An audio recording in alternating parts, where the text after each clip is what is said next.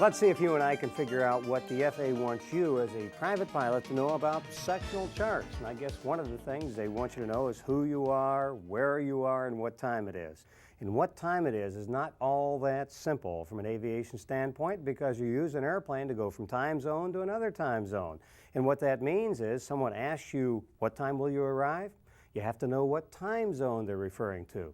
So to make everything perfectly clear, you file all flight plans and get the weather in the time that it is in Greenwich, England. That is called Coordinated Universal Time, and that's abbreviated UTC. Notice that's a transposition of the letters because it would be CUT, but since it's international, it's abbreviated as UTC. Now, if you give someone the time and Coordinated Universal Time, it'd be a little bit complicated to have to say Coordinated Universal Time every time you talked about it. So you use the word Zulu time. You say, I'll be there at 1100 Zulu, and that tells them you're referring to Coordinated Universal Time. So you always refer to Zulu, and that tells what time zone you're talking about, Coordinated Universal Time. Also, in aviation, you use the 24-hour clock. It starts out, of course, at 0100. That's 1 o'clock in the morning, or 1 o'clock. And then 11 in the morning would be 1100. So what time would 11 at night be? You've got it, 2300. You get to noon and just keep on counting up.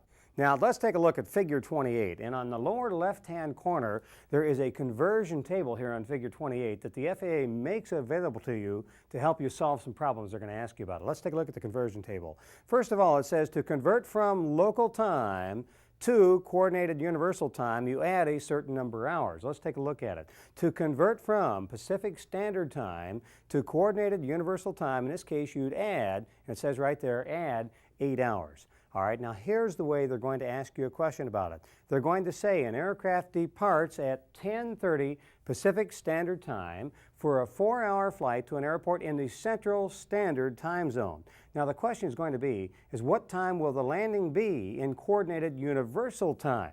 Well, you got to remember to take a very careful look at what they ask on the question. They ask about Coordinated Universal Time. Now, the way I always solve these problems, first of all, I convert everything to Coordinated Universal Time. And I do that by adding the conversion they give you. Now, if you need to convert back to a local time, and we'll do that later on, you can always subtract instead of adding to convert back to a local time. But in this case, they ask you about Coordinated Universal Time. So here's the way the problem will work. You depart at 10:30 Pacific Standard Time. They tell you that. You're going to make the conversion. On Pacific Standard Time, the conversion's 8 hours. So you add 8 hours, and you find that in Coordinated Universal Time, you're departing 18:30. That's 18:30 Zulu time, by the way, is the way people say that. You're going to fly for 4 hours, so your arrival time in Zulu time is 22:30. All you have to do is add these things up. So that's all there is to it. Let's take a look at another one. Using Figure 28 one more time, they're going to tell you this time, all right, an aircraft departs at 9:30 Central Standard Time. And first of all, we want to convert everything to Greenwich Mean Time. And by the way, you're going to do a 2-hour flight. And the question is going to be, what time will you arrive in the Mountain Standard Time Zone? And what time will it be in local time when you arrive?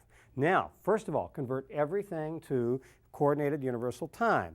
And to do that, you add the conversion. We're in Central Standard Time, so Central Standard Time, you can look on the table down here. Central Standard Time, the conversion is 6 hours.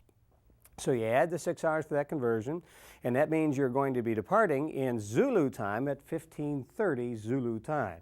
And your flight is going to take 2 hours, so in Zulu time, you're going to arrive at 17:30.